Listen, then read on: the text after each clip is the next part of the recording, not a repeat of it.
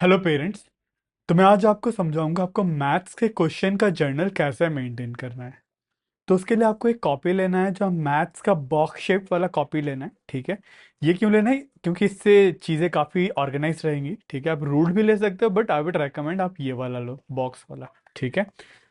तो सबसे पहले आपको क्या करना है, कोई भी चैप्टर का आपको जर्नल बनाने के लिए सबसे पहले हम लोग चैप्टर 1 का जर्नल बनाते हैं। ठीक है, मैथ्स जर्नल, जैसे नंबर सिस्टम। ठीक है। तो सबसे पहला फर्स्ट एक्सरसाइज, सबसे पहले हम लोग कॉपी में क्या करेंगे, एक हेडिंग लगा लेंगे, जो भी चैप्टर है, चैप्टर 1 नंबर सिस्टम बोल के हम लोग लिख लेंगे। ठीक है। Chapter 1 number system. ठीक है। उसके बाद सबसे पहले आता है चैप्टर 1 में एक्सरसाइज 1.1। ठीक है।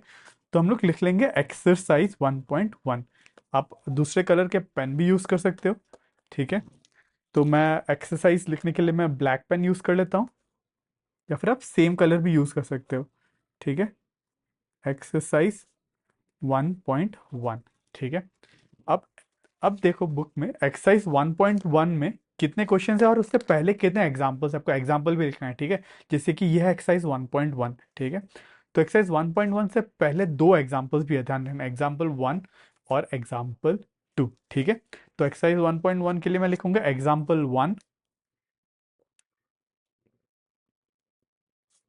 और एग्जाम्पल 2, क्योंकि एग्जाम्पल भी करना है। ठीक है। उसके बाद एग्जाम्पल 1 और 2 के बाद आता है हमारा एक्सरसाइज के क्वेश्चंस। ठीक है। इधर पे कितने क्वेश्चंस है, 1 2 3 4। ठीक है। फोर्थ वाला ट्रू एंड फॉल्स है, ये अलग अलग पार्ट नहीं है, आप बोलोगे फोर्थ के 1 2 3 भी है, पर ये ट्रू और फॉल्स है। ठीक है। ये 4 क्वेश्चन बोल के गिना जाएगा। ठीक है। तो 4 क्वेश्चन है, तो इसके लिए हम लोग लिखेंगे। आप ध्यान रखना, एक एक स्पेस छोड़ देना। ठीक है। मतलब एक एक लाइन का स्पेस दे देना, ये क्यों देना मैं आपको बता रहा हूँ। ठीक है। उसके बाद 4 क्वेश्चन है, तो 4 क्वेश्चन, क्वेश्चन 1 आप ऐसे लिख लेना, क्वेश्चन 1, क्वेश्चन 2, क्वेश्चन 3 और क्वेश्चन 4। ठीक है। अब जब आपका बच्चा इस क्वेश्चन को सॉल्व कर लेगा, मान लो एग्जाम्पल 1 उसने सॉल्व कर लिया, तो आपको यहाँ पे सामने पे इसके यहाँ पे ऐसे टिक लगा देना है। ठीक है। एग्जाम्पल 2 भी सॉल्व कर लिया, तो भी यहाँ पे टिक लगा देना है।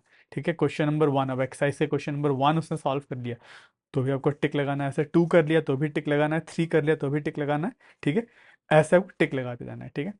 अब और एक चीज कर सकते हो, वो क्वेश्चन उसने जिस दिन किस दिन सॉल्व किया, मान लो उसने मई में 26/5, ठीक है, 26 मई में सॉल्व किया, तो 26/5 बोल के ऐसे डेट लिख सकते हो। डेट क्यों लिखना है, क्योंकि हो सकता है कि आप फाइनल एग्जाम आ गया, ठीक है, और बच्चे ने वो क्वेश्चन 6 7 महीना पहले सॉल्व किया हुआ था। ठीक है। तो हो सकता है कि वो क्वेश्चन अभी तक वो भूल जाए। ठीक है। तो आपको कितना दिन पहले सॉल्व किया वो भी ट्रैक रखने के लिए आप डेट भी लिख सकते हो। ठीक है। ये क्वेश्चन मान लो 27/5 को सॉल्व किया। ठीक है। ये भी क्वेश्चन 27/5 को ही सॉल्व किया। ये क्वेश्चन 31/5 को सॉल्व किया। ये क्वेश्चन 3/6 को सॉल्व किया। ठीक है। आप ऐसे डेट मेंटेन कर सकते हो। ठीक है। ये भी क्वेश्चन। ठीक है। उसके बाद लेट्स से उस बच्चे ने वापस से वो क्वेश्चन कभी अब एग्जाम आ गया, ठीक है, एग्जाम से पहले उसने वापस से सॉल्व किया। एक बार तो उसने सॉल्व कर ही लिया जब सीख रहा था, तो आपको सेकंड टाइम भी यहाँ पे ऐसे टिक लगाना है। ठीक है। उसने 2 बार सॉल्व कर लिया, तो वैसे आपको 2 बार ही टिक लगा देना है। ठीक है। जितने बार भी वो क्वेश्चन सॉल्व होता है उतने बार आपको टिक लगाना है। उसके नीचे डेट लिखो या फिर चाहे ना लिखो, मैं रेकमेंड करूंगा डेट लिखो। ठीक है। वो आपकी मर्जी, पर जितने बार भी उसने सॉल्व किया उतने बार आपको टिक लिखाना है। ठीक है। फिर क्वेश्चन 2 उसने सॉल्व किया, फिर से क्वेश्चन एग्जाम्पल 2, फिर क्वेश्चन नंबर 1 भी सॉल्व किया, 2 भी सॉल्व किया, 3 भी सॉल्व किया, ऐसे आप टिक लगाते जाओगे। ठीक है।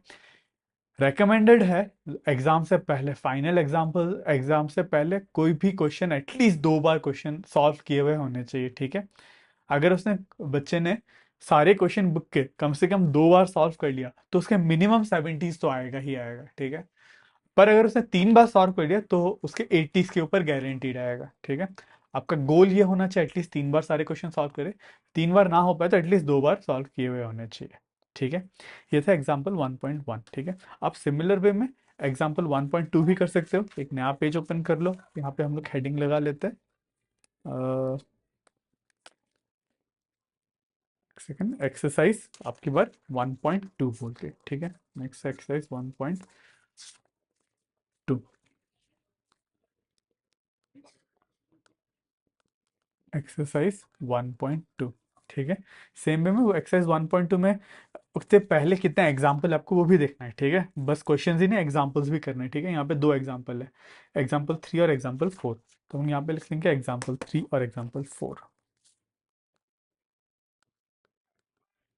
एग्जाम्पल 3 और एग्जाम्पल 4, ठीक है। उसके बाद है क्वेश्चंस, ठीक है। एग्जाम्पल 3 और 4 के बाद है question. First, second, third fourth, यहाँ पे चार ही क्वेश्चन है और पहले के तीन पार्ट नहीं है, देखना वो फर्स्ट पहला वाला ट्रू एंड फॉल्स है, ठीक है। So question 1,